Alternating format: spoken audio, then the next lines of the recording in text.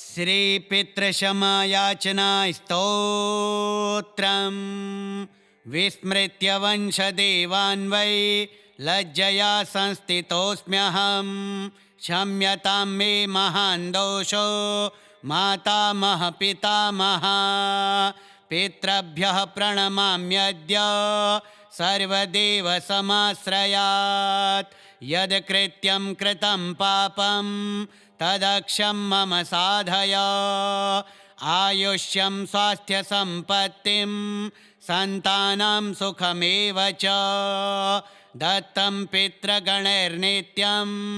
तस्मात् तेषां नमोऽस्तु मे यदि दोषः कृतो मोहात् वचसा मनसा मया स्वप्ने जाग्रति वा सर्वं क्षन्तव्यं पितृवन्दकैः तृप्तिं ददातु मे नित्यं पितृयज्ञसमन्वितः सन्तुष्टा पितरः सर्वे गृहे मे सुखमावहत् विनयेन प्रणम्याहं कृताञ्जलिपुटं पुनः दत्तं मोक्षमधस्तेभ्यो मम वंशपितामह भूलं विगृह्य मोहाच्च यदि सेवां न कृतवता क्षम्यतां मे महान् दोषो भवद्भ्यः शरणं गतः कृपां कुरुत मे नित्यं पितरः सर्वदेवता सर्वसौख्यमवाप्नोमि युष्मद्भक्त्यानुकम्पया शान्तिं ददातु मे नित्यं गृहक्षेमं च तर्पणात् सन्तोषं पितरः सर्वे मोक्षं ददातु पूर्वजाः विस्मृत्य वंशदेवान् वै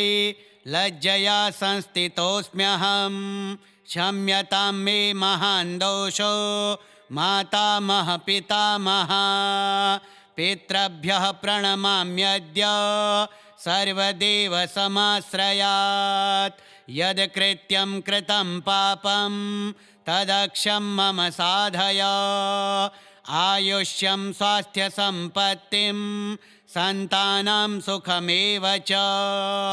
दत्तं पितृगणैर्नित्यं तस्मात् तेषां नमोऽस्तु मे यदि दोषः कृतो मोहात् वचसा मनसा मया स्वप्ने जाग्रति वा सर्वं क्षन्तव्यं पितृवन्दकैः तृप्तिं ददातु मे नित्यं पितृयज्ञसमन्वितः सन्तुष्टा पितरः सर्वे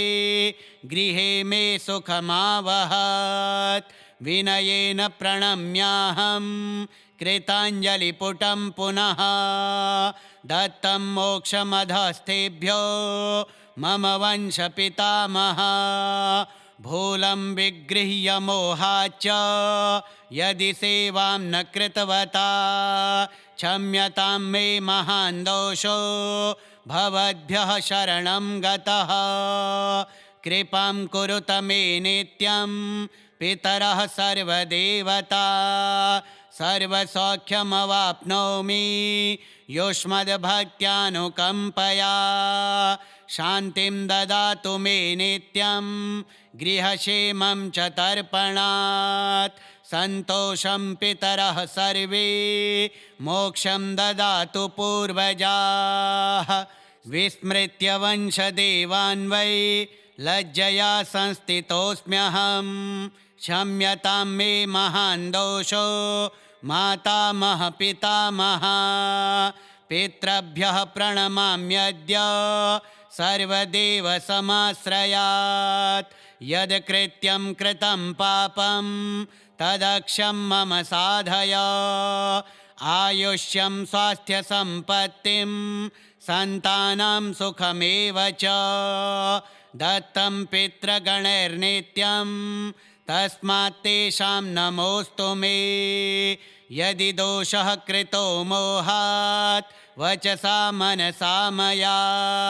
स्वप्ने जाग्रति वा सर्वं क्षन्तव्यं पितृवन्दकैः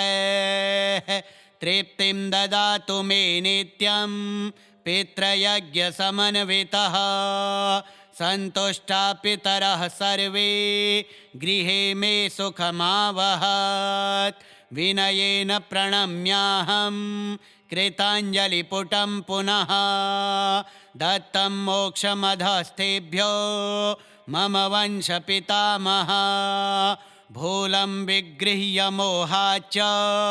यदि सेवां न कृतवता क्षम्यतां मे महान् दोषो भवद्भ्यः शरणं गतः कृपां कुरुत मे नित्यं पितरः सर्वदेवता सर्वसौख्यमवाप्नोमि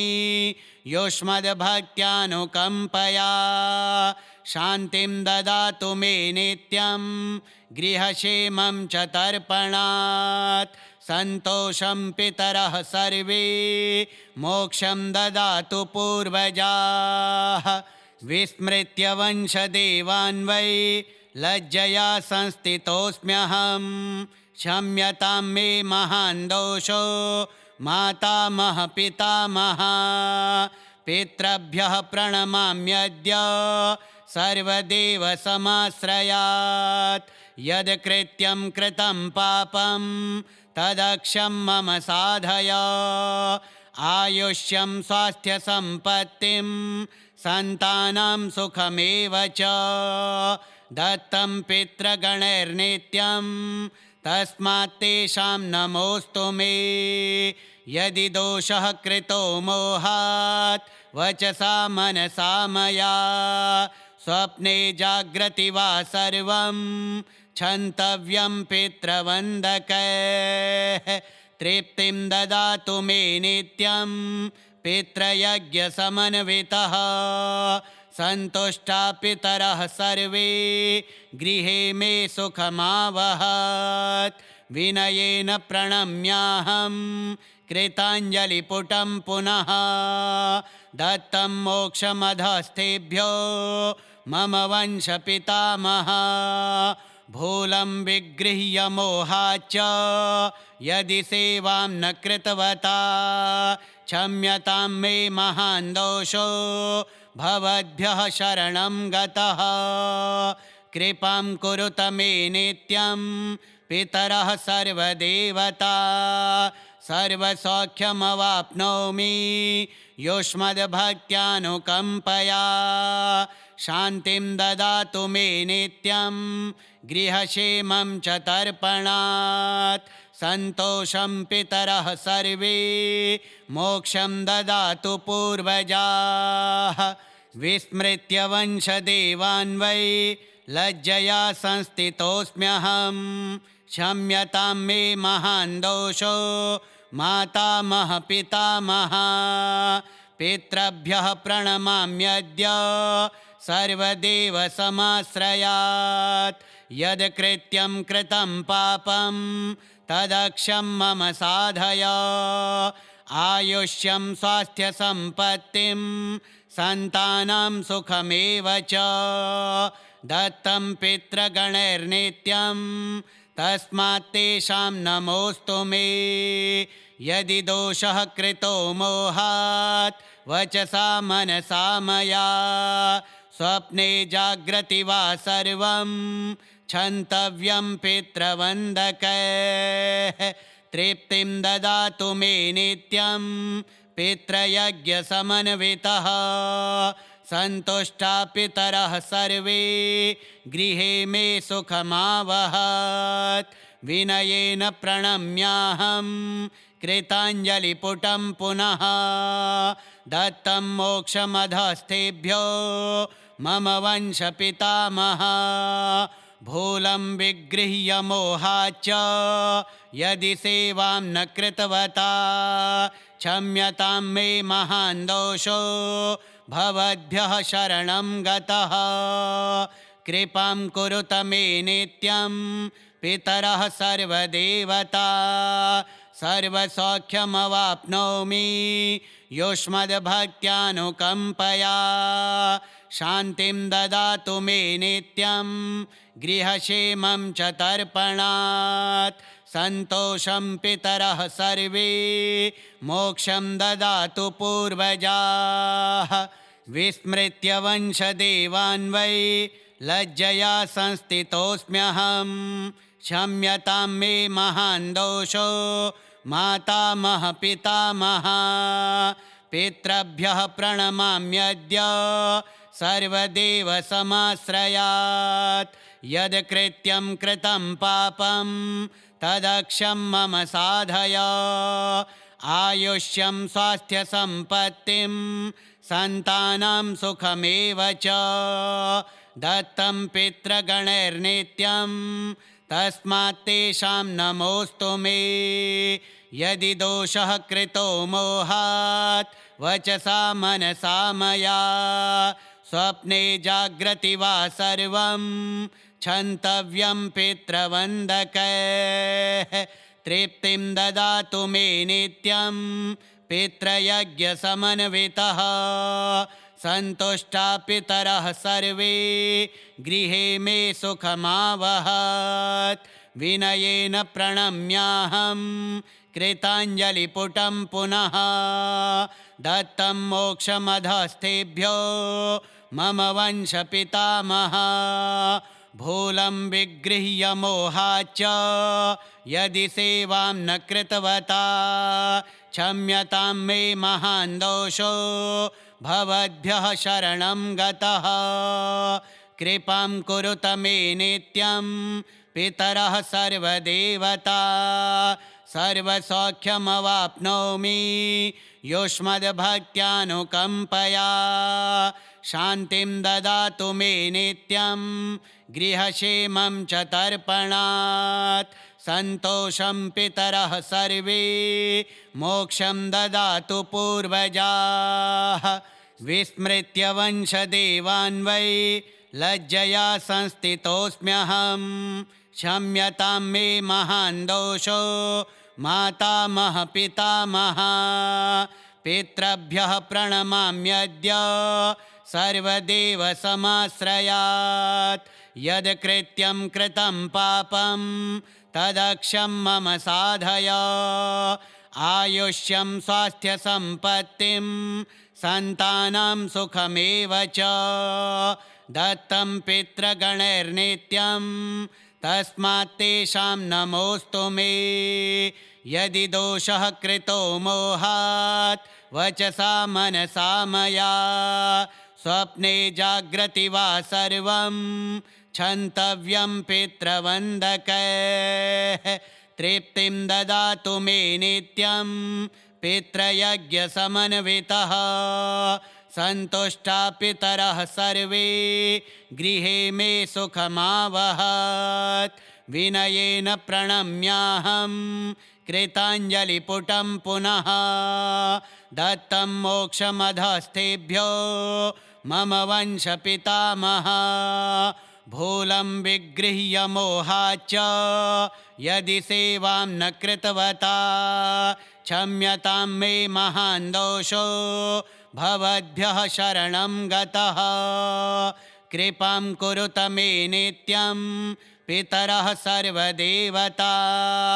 सर्वसौख्यमवाप्नोमि युष्मद्भक्त्यानुकम्पया शान्तिं ददातु मे नित्यं गृहक्षेमं च तर्पणात् सन्तोषं पितरः सर्वे मोक्षं ददातु पूर्वजाः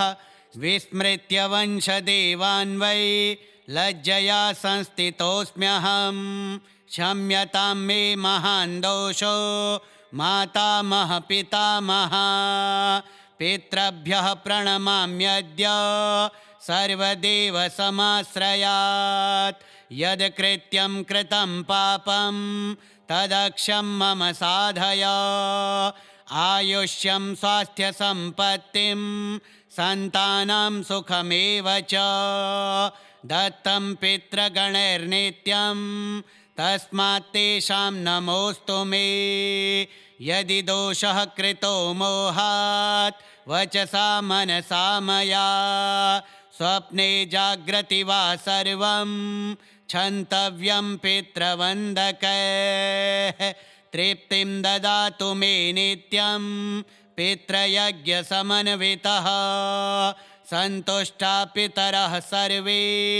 गृहे मे सुखमावहत् विनयेन प्रणम्याहं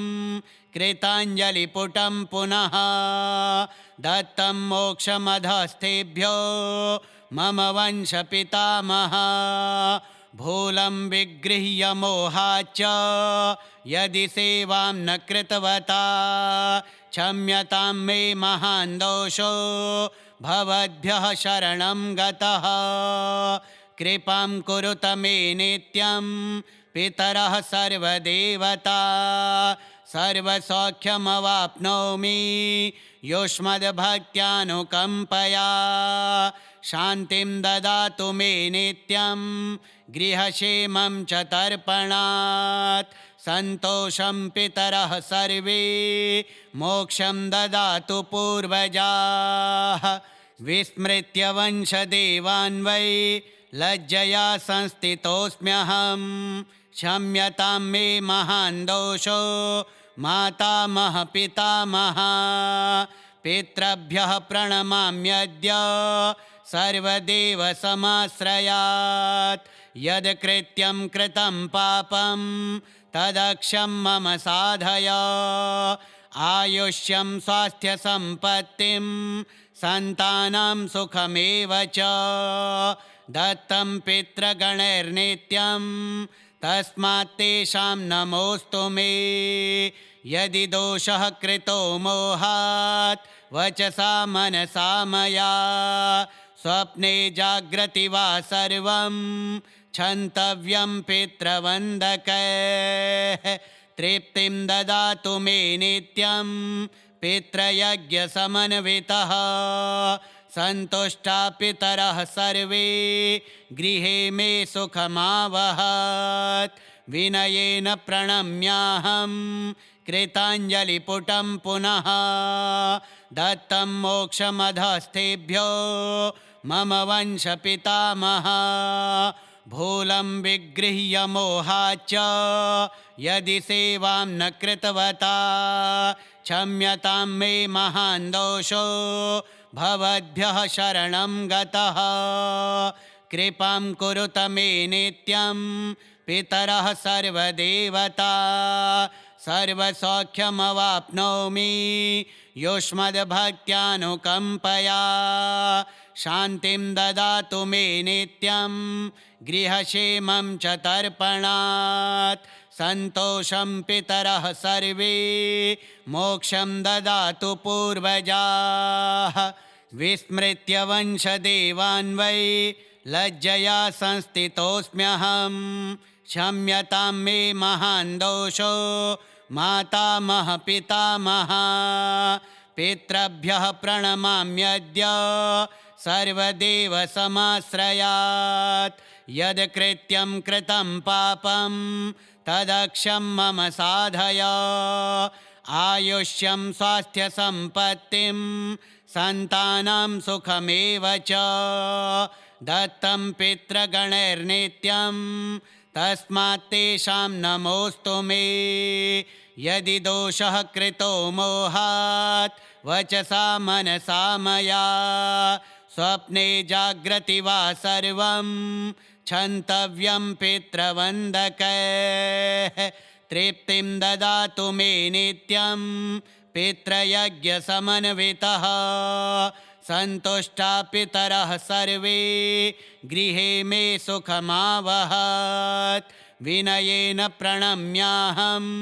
कृताञ्जलिपुटं पुनः दत्तं मोक्षमधस्तेभ्यो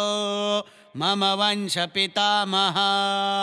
भूलं विगृह्य मोहाच्च यदि सेवां न कृतवता क्षम्यतां मे महान् दोषो भवद्भ्यः शरणं गतः कृपां कुरुत मे नित्यं पितरः सर्वदेवता सर्वसौख्यमवाप्नोमि युष्मद्भक्त्यानुकम्पया शान्तिं ददातु मे नित्यं गृहक्षेमं च तर्पणात् सन्तोषं पितरः सर्वे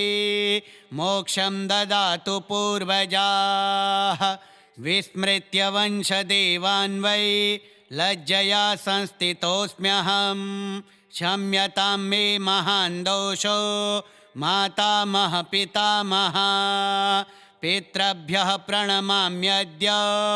सर्वदेव समाश्रयात् यद् कृत्यं कृतं पापं तदक्षं मम साधय आयुष्यं स्वास्थ्यसम्पत्तिं सन्तानं सुखमेव च दत्तं पितृगणैर्नित्यं तस्मात् तेषां नमोऽस्तु मे यदि दोषः कृतो मोहात् वचसा मनसा मया स्वप्ने जाग्रति वा सर्वं क्षन्तव्यं पितृवन्दकैः तृप्तिं ददातु मे नित्यं पितृयज्ञसमन्वितः सन्तुष्टा पितरः सर्वे गृहे मे सुखमावहत् विनयेन प्रणम्याहं कृताञ्जलिपुटं पुनः दत्तं मोक्षमधस्तेभ्यो मम वंशपितामह भूलं विगृह्य मोहाच्च यदि सेवां न कृतवता क्षम्यतां मे महान् दोषो भवद्भ्यः शरणं गतः कृपां कुरुत मे नित्यं पितरः सर्वदेवता सर्वसौख्यमवाप्नोमि युष्मद्भक्त्यानुकम्पया शान्तिं ददातु मे नित्यं गृहक्षेमं च तर्पणात् सन्तोषं पितरः सर्वे मोक्षं ददातु पूर्वजाः श्रीपितृक्षमायाचना स्तोत्रम् श्रीपितृदेवार्पणमस्तु।